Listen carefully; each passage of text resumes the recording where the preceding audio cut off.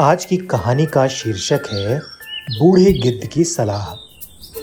किसी घने जंगल में गिद्धों का एक झुंड रहा करता था। उनका पूरा झुंड एक साथ उड़ान भरता और साथ में ही शिकार करता था। एक बार वो सभी उड़ते उड़ते किसी टापू पर पहुंच गए। वहां बहुत सारी मछलियां और बहुत सारे मेढक रहते थे। उन्हें वो टापू बहुत अच्छा लगा। उसके खाने पीने और रहने की सारी सुविधाएं उस टापू पर मौजूद थी। सभी गिद्ध उसी टापू पर रहने लगे। अब उन्हें शिकार के लिए कहीं जाना भी नहीं पड़ता था। सभी बिना किसी मेहनत के भरपेट भोजन करते और उस टापू पर असल में जीवन जीने लगे। उसी झुंड में एक बूढ़ा गिद्ध भी रहता था। वो बूढ़ा गिद्ध ये सब देखकर बहुत परेशान रहता था। उसे अपने साथियों की आलस भरी दशा को देखकर चिंता होने लगी। वो सभी गिद्धों को कई बार चेतावनी भी देता। वो कहता, मित्रों, हमें फिर से शिकार के लिए उड़ान भरनी चाहिए ताकि हम अपना शिकार करने की कला और अपना हुनर भूले नहीं और उसको और मजबूत बना सकें। ऐसे ही आलस करेंगे तो एक दिन हम शिकार करना भूल जाएंगे। इसलिए हमें जल्दी ही अपने पुराने जंगल में वापस जाना चाहिए। उस बूढ़े गिद्ध की सलाह को सुनकर सभी गिद्ध हंसने लगे। वो उसका मजाक बनाने लगे।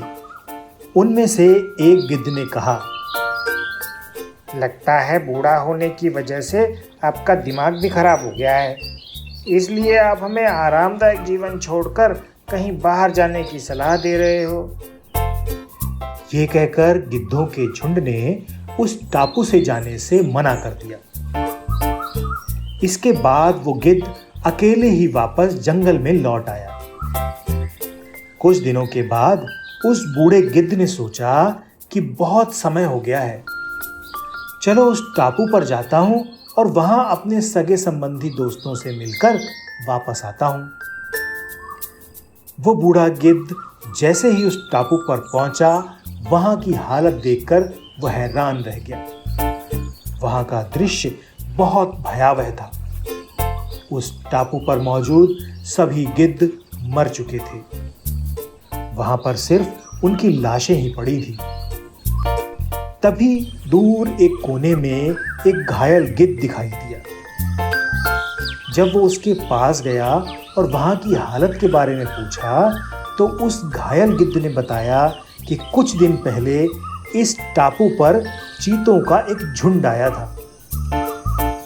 उस झुंड ने इन सभी गिद्धों पर हमला कर दिया और उन चीतों ने इन सभी गिद्धों को मार दिया। फिर वो गिद्ध बताने लगा कि हम लोग बहुत समय से ऊंचा उड़े नहीं थे। इससे हम उड़ने की कला ही भूल चुके थे।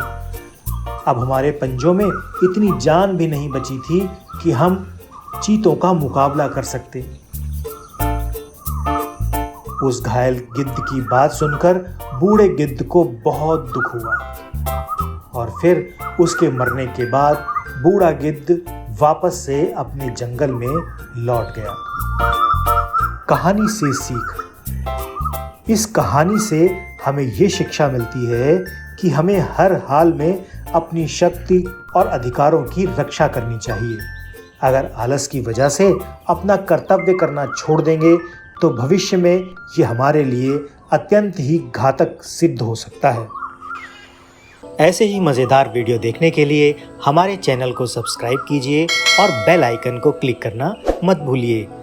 तो मिलते हैं ऐसे ही किसी मज़ेदार वीडियो में। तब तक के लिए बाय बाय।